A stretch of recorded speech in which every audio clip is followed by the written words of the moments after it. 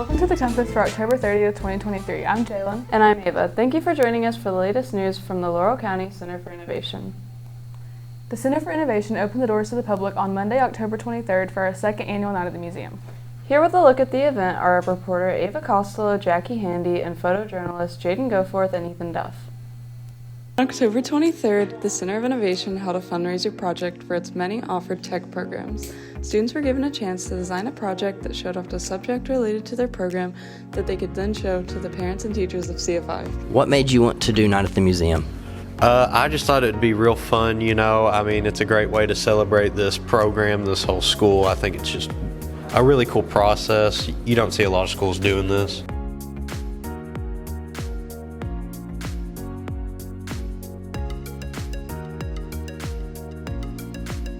Could you tell us about your setup?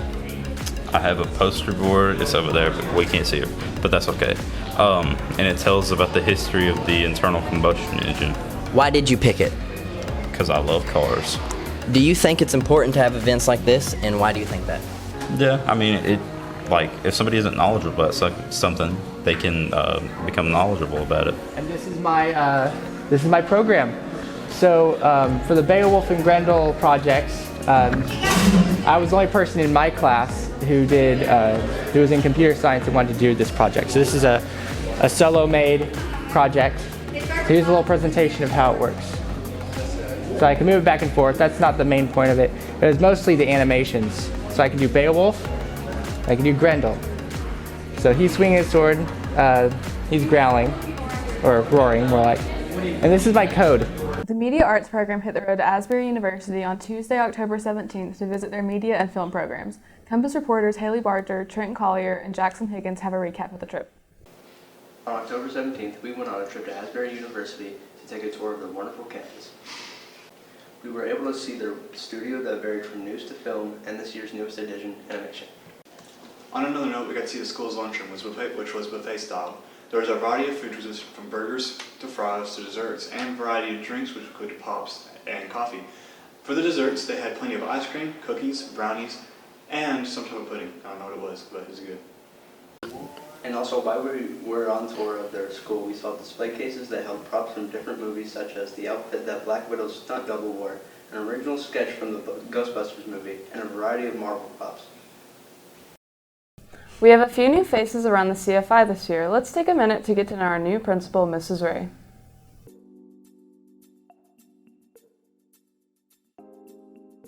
This is actually my 23rd year in education. I started teaching in 2001 in Tennessee, and I was an English teacher for 20 years before I became a principal. I've taught everywhere from Tennessee to South Carolina to Florida, and I started here at the CFI when we moved back to Kentucky as a teacher, English teacher downstairs. And then about 2 years ago, I became a principal at McDaniel Learning Center. Well, it was like coming back home for me. I love the idea of mashing up academics with CTE and really bringing those real world concepts into the school. Well, I have some plans that I can't reveal, but we do have some new pathways on the horizon. But really, I want to put the focus back into that word innovation in our title. I think that's really important, and I think that's something we already have the talent and the skills and the abilities to do right now. I've seen it grow immensely, and I've seen lots of good products, and it's always fun to see students come back and share what has happened with them since leaving here.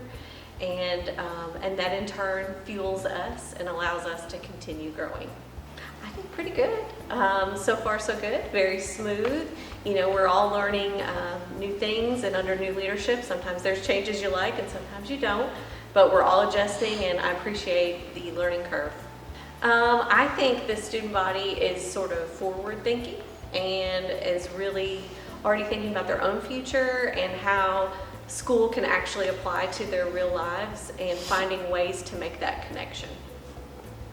I am honored and humbled to serve all of you here, and if you need anything from me, my door is always open. Several new businesses have popped up in and around London, with one business in particular standing out from the rest. The Palace is filled with many opportunities for fun, opening its doors to the public on September 23rd. They offer an arcade, laser tag, escape rooms, go-karts, bowling, and even a restaurant. We've all heard people say that there's nothing to do in London, so Craig Tincher hopes to create a solution to that problem.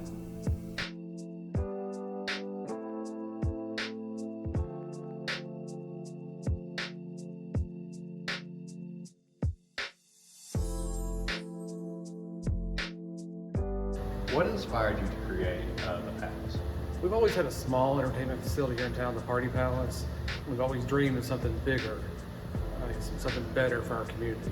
So it's been a few years working, so it finally came to fruition. Why did you set up in London in particular? Well, I grew up in London. You know, my kids are raised here, and there's always been a need for something like this in this community. And why do you believe people should show up here? Well, I just think that, you know, we try to support our local businesses as much as we possibly can here. And we got a partnership with Weaver's Hot Dogs and a few other places. So hopefully people would appreciate that and come out and support us. You can check out their website and Facebook page for hours of operation and more information. Fall is several of our students' favorite season. Compass reporters Jalen Hamblin and Colin Valentine set out to find out why this is such a popular time of year. Probably like the colors of the trees and stuff. Like I like how colorful it is. Probably the colors, mainly the weather. You know, it's tournament time for soccer. It's the best time for me. I love being able to dress up really cute. My favorite thing is probably when everyone gets settled and all that hope from the beginning of the years just kind of goes away and they become far less annoying and energetic. Probably the cooler temperatures. The weather. Do you have a favorite fall food or drink? If you couldn't tell, I enjoy visiting family for Thanksgiving and I like turkey. Probably like during Thanksgiving, eating the turkey. I guess turkey, Thanksgiving. Pumpkin spice lattes. The Little Debbie Pumpkin Delights. Are you dressed for apple cider? Pumpkin spice lattes from Starbucks. Those are my favorite. Are you dressing up for Halloween? Gonna be Ned Flanders. I'm limited to people with mustaches, you see. I'm gonna be SpongeBob and my boyfriend's gonna be Patrick, so. Yeah, I'm gonna be Scott Pilgrim and my girlfriend's gonna be Ramona Flowers. Maybe Poison Ivy or Catwoman. Halloween is next week and a lot of students are excited. Compass reporter Alyssa Crouch took to the halls to find out what students are planning.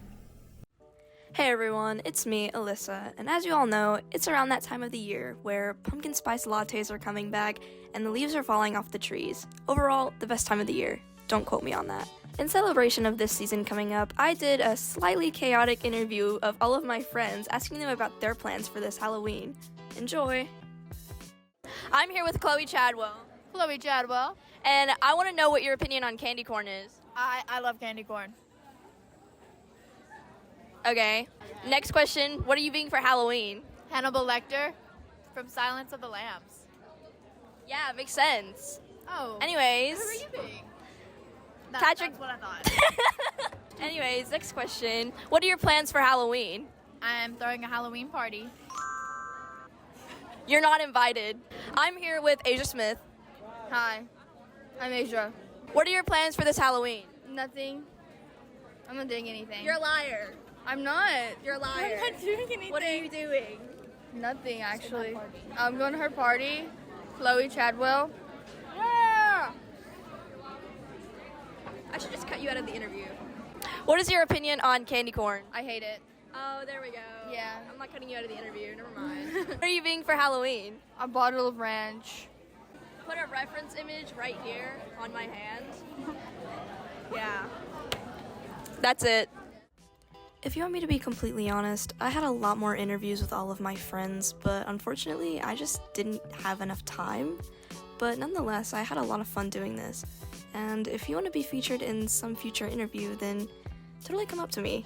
But yeah, that's it for me. Bye. Who doesn't love a fun seasonal craft? Reagan Murphy and Abigail Good are here for some fun spooky crafts for you to try this Halloween. In honor of spooky season, here are a few crafts to make for the special holiday. Join us and follow along so you can make your own.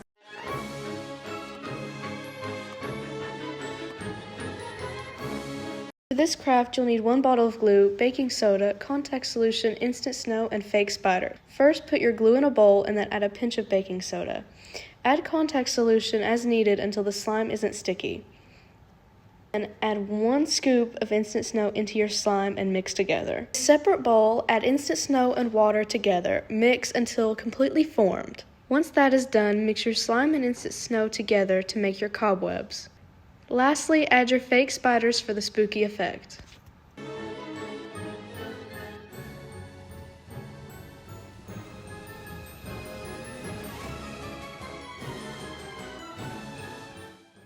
For this spooky craft, you need a toothpick, cardboard or styrofoam, glue, a hot glue gun is optional, foil, toilet paper, plastic cup, a spoon, a Sharpie or any kind of marker, a thin string, and something for the ghosts to hang on. First, with cardboard or styrofoam, make a hole with the toothpick. After that, with some tin foil, make a small ball. Then with the toothpick, put it in the foil to make a stand for the toilet paper to sit on. Next, with the plastic cup, add glue and water into it. You're going to mix that. When that is done, put a square of toilet paper into the mixture. Once it's saturated, put the toilet paper onto the foil ball stand we made earlier. When that is dry, you use a Sharpie to draw a face on it. With that, measure a string, give it any length you want it, and use glue to put the string on to the ghost.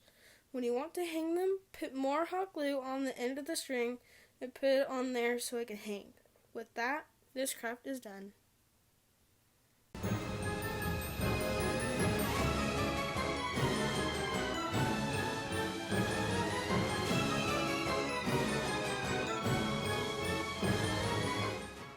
Thank you for watching these tutorials. We hope you enjoy these crafts. Happy Halloween! That's all we have for this edition of The Compass. Our next episode will be coming out in November. We hope to see you on the next episode of The Compass.